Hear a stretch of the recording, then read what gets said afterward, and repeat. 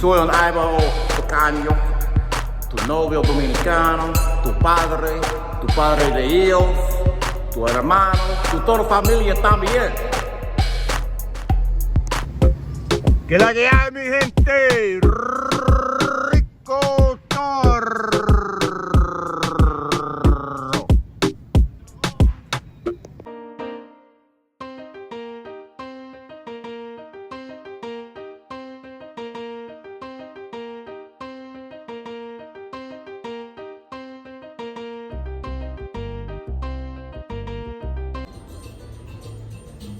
Thanks for coming by, amigos míos. You already heard the intro, so no intro is needed.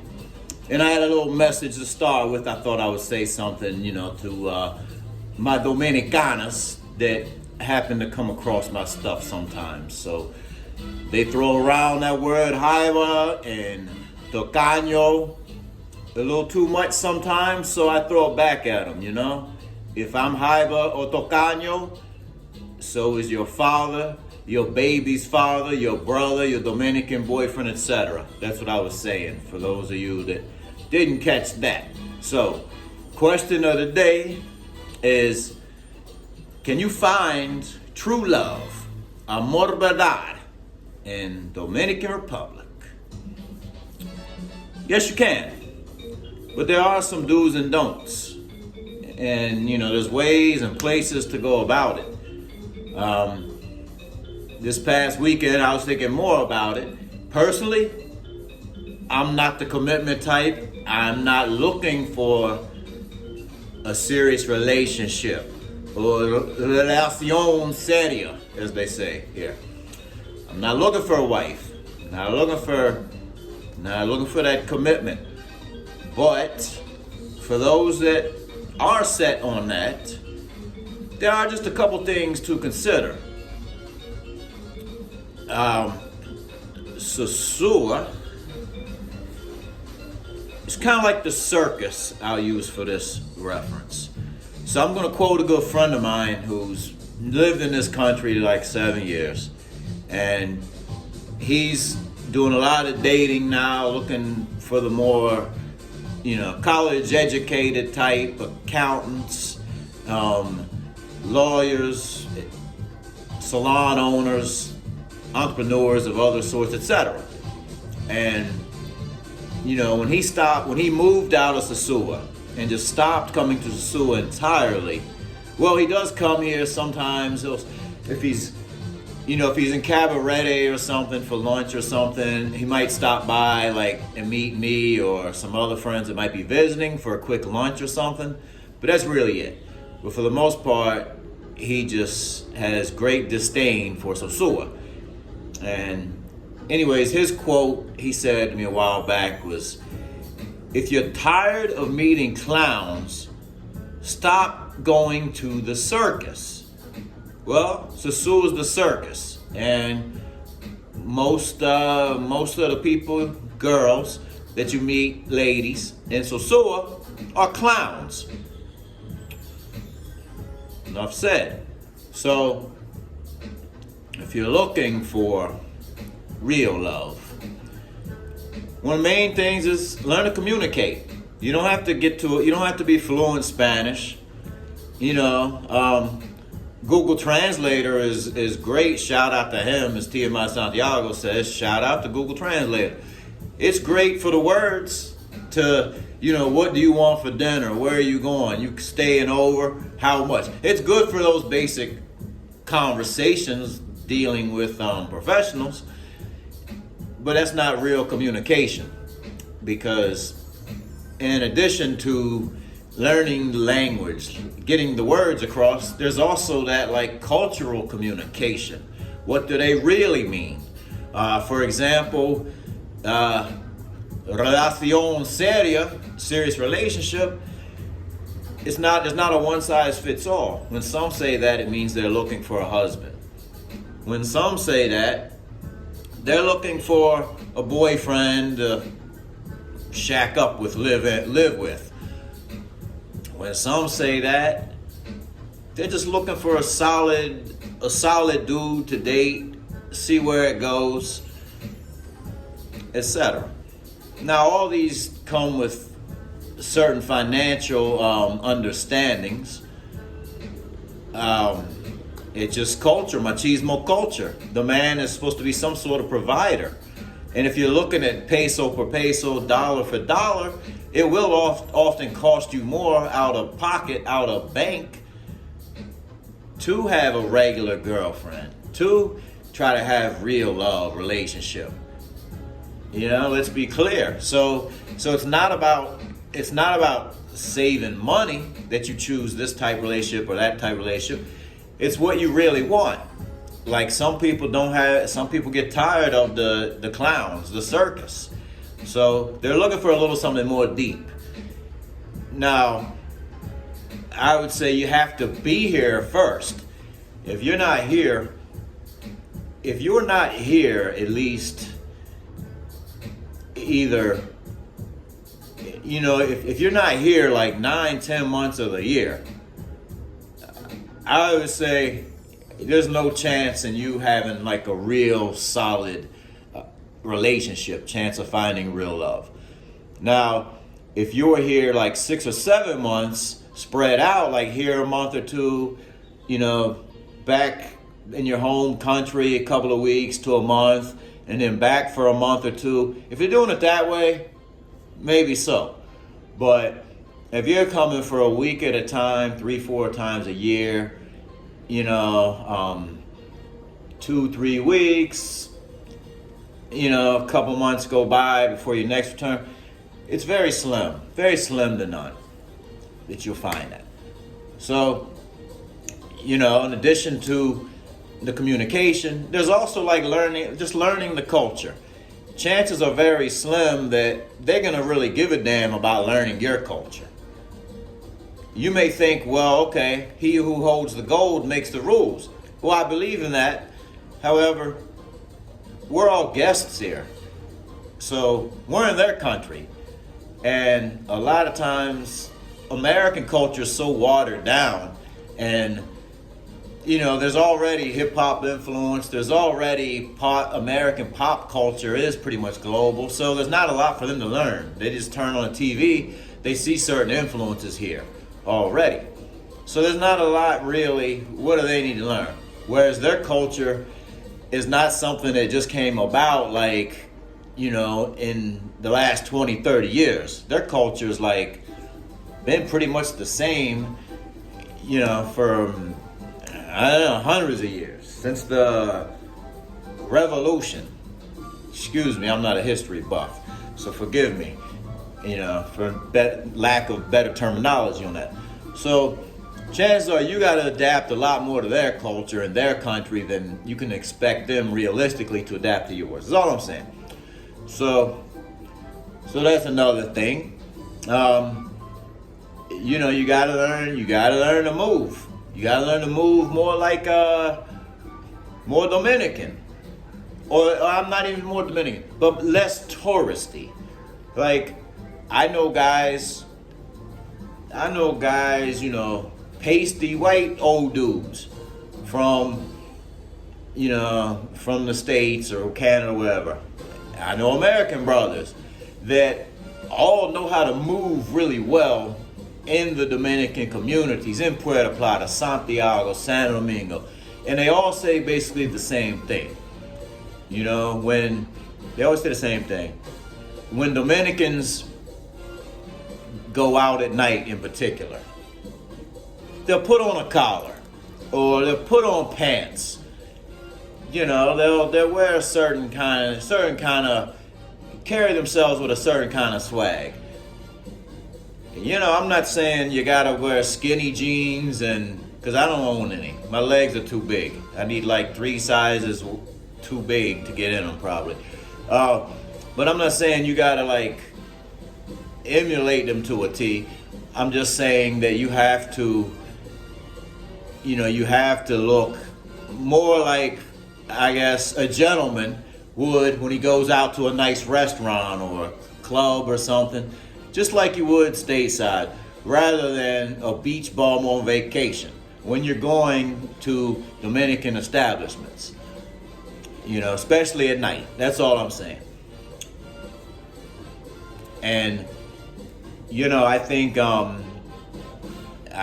it's the girls that the best ones I think are actually the ones that work in the supermarkets, work in the banks, work at a school, work at the pharmacy, outside of SOSUA. I think those are the best places sometimes to meet women if you're looking for love. It's very difficult to just straight mack a chick in like Miami bar or a club or a disco here, of any sort that's mostly locals. One is because the music is way too loud. Two is because it's just more difficult to communicate there, even with the language. But you also gotta work a little harder to prove yourself there. It's just too busy. You never know who's with who. If it's a place where they all know how to dance really well, like one of the places we went this past weekend in Puerto Plata. Shout out to Cortez again, by the way. So in the Latin drink club, it wasn't easy. I asked 2 or 3. Usually I'm used to, like, in a Latin club, just walking up, holding my hand out, baila conmigo, mami. And they go. That's how they do it in the campo, without worried about being judged or who's with who. But in this place, 2 told me no before 1 said yes, and it was kind of the chubby chick that said yes and danced with me a while. But she was apprehensive because she knew I wasn't Dominican and probably didn't dance nearly as well as a lot of the Dominicans there, which is true. And so that's why I say those are reasons why it's not the best place to just straight up mack somebody, because you can't hear, you can't talk easily. They're looking for somebody that has a certain skill set on the dance floor, etc. So I think the more quiet, serene environments are the best place to meet. Now, one thing when you do, a lot of times, a Dominican woman wants all the details from us. Like, they want to know what we're willing to do for them, what our expectations are. However, they're not always so willing to give that information to us. So that's where it also takes a little, just trying to be patient and understanding. And, there are a lot of things, you just have to kind of figure out as you go. There's no university for this. There's no blueprint. It's global. It's universal that women think that all men, all of us, are supposed to be mind readers. When in fact, we're not. Half the time, if they don't tell us, we don't know what they want. We don't know what they need. It's even more complicated with a different culture. So here's the thing, I was on jumped on somebody's live once that was talking about finding love in DR or Dominican wives, etc. So one of the things came up, like a guy is talking about, he's coming to Santiago for a week and then wants to spend the second part of his trip in SOSUA.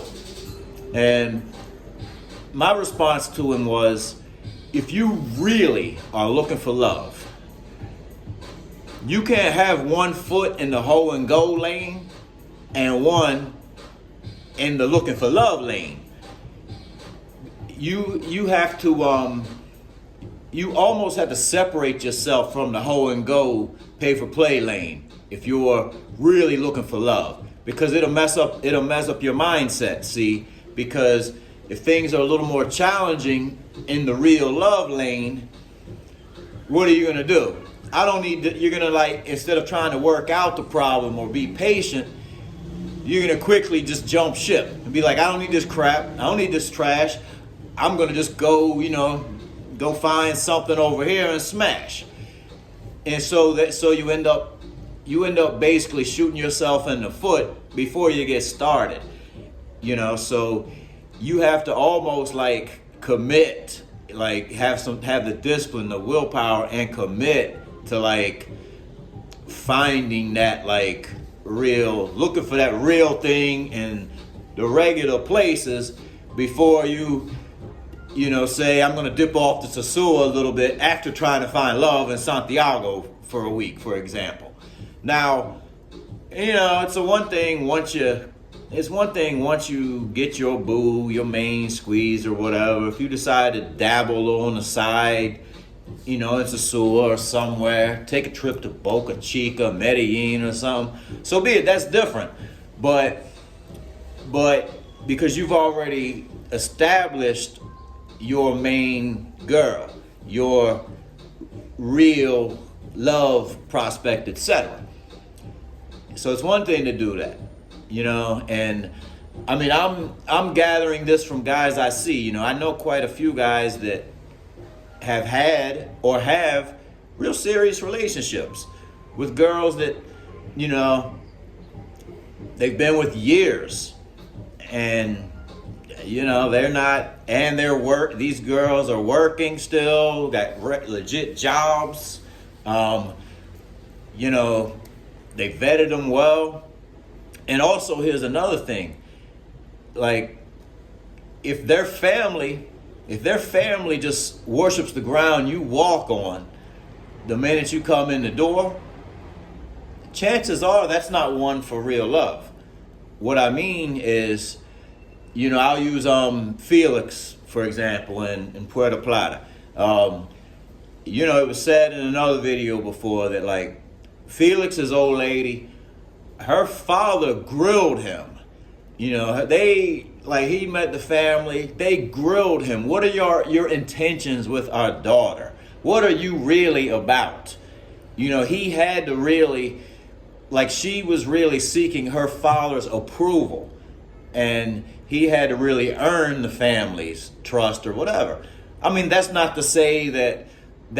not to say that they won't be looking to you for some favors or financial favors deep in the family. I don't know. But, another friend of mine, he met his girl and in her campo, far away from here, when she was like 19 years old. He was like 30 something. And he had never been to Sosua even. Dominicans from New York showed this guy Dominican Republic. And they showed him Santiago. They showed him many different barrios and campos in that area. So, like I said, he met her basically and, immediately embraced the role of the traditional Dominican man, even though he's American. He put her through school. She's got her degree or close to it. She's fully bilingual. They have kids now. And they've been together like all these years. Now, let's not get it twisted. Anywhere in the world, divorce rate is high. So, and couples break up all the time. So, if you're with somebody, you have a good thing 3-4 months and then it's over, doesn't mean that you weren't successful at finding potential real love. Statistically, it just shows that your relationship bottomed out like the rest. That could happen anywhere in the world.